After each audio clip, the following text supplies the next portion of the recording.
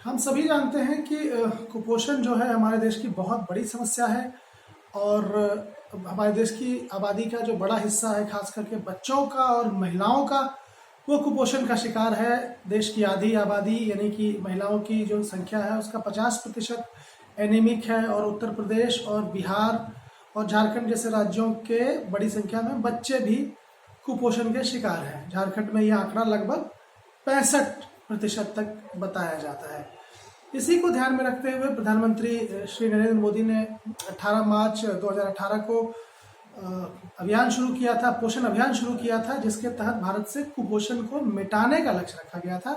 और अब हम पोषण अभियान 3 यानी कि उसके तीसरे वर्ष में प्रवेश कर गए हैं, जिसमें कि पूरे सितंबर माह में पोषण माह मनाया जाता है। यानी कि इस पूरे महीने कैसे हम पोषण के स्तर को सुधार सकते हैं, इसके बारे में जनता को जानकारी दी जाती है, जागरूक किया जाता है। सरकार तरह तरह के माध्यमों से, सोशल मीडिया के माध्यमों से, टेलीविजन के माध्यम से, अखबारों के माध्यम से और जो भी जनता को सूचना प्राप्त करने का माध्यम है उसके जरिए इसका प्रचार प्रसार करती है। और सरकार समय समय पर तरह तरह के जो इनोवेटिव तरीके हैं उसको भी सामने लाती है। जैसे कि सरकार ने ये शुरू किया है कि प्रत्येक जिले में कौन सा ऐसा खाद्य पदार्थ मिलता है जिससे कि हमें पोषण मिल सके, उसकी पहचान बनाकर उसके वेबसाइट पर उसे डाला जा रहा है, ताकि उस जिले के लोगों को और अन्य जगहों के लोगों को भी उस विशेष खाद्य पदार्थ के बारे में जानकारी मिले।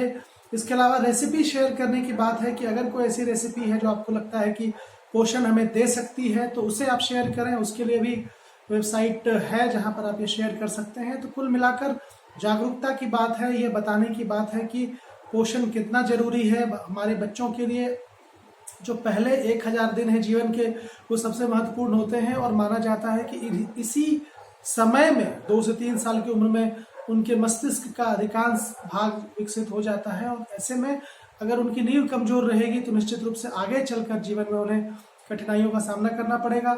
और अगर खाने की बात करें तो हमें दाल अधिक से अधिक लेना चाहिए। दाल के अन्य जो दाल का उपयोग हम लोग अन्य पदार्थों में भी साथ में कर सकते हैं, जिससे कि हमें प्रोटीन मिलती है। इसके अलावा हमें हरी साग सब्जी, फल, अगर आप मांसाहारी हैं तो मांस, इसके अलावा दूध, अंडे, हर प्रकार के भोजन को अपने भोजन में शामिल करना बहुत जरूरी है, ताकि हमें हर प्रकार के पोषक तत्व मिल सके। हमारे जो प्रकृति ने जो हमें चीज़ें दी हैं उसको हम अधिक से अधिक इस्तेमाल करें। और निश्चित रूप से जब तक हम एक एक बच्चे से कुपोषण को दूर नहीं कर देते, जब तक एक एक बच्चा सुपोषित नहीं हो जाता है, तब तक निश्चित रूप से एक सफल और एक मजबूत समाज या मजबूत देश नहीं बन सकता है। तो अगर हमें एक मजबूत देश बनाना है तो निश्चित रूप से हमें कुपोषण को मिटाना होगा और कुपोषण मिटाने के लिए जागरूकता को आपस में बढ़ाना होगा। हमें इस बात की जानकारी होनी चाहिए कि कौन सा खाद्य पदार्थ हमारे लिए कितना उपयोगी है, उसे कितनी मात्रा में लेना है, और हमारे घर के आसपास ऐसी कौन सी चीज़ मिल रही है जिसे खाकर या जिसका नियमित रूप से हम लोग भोजन में उपयोग कर हम अपने आप को सुपोषित कर सकते हैं। तो जागरूकता की ज़रूरत है।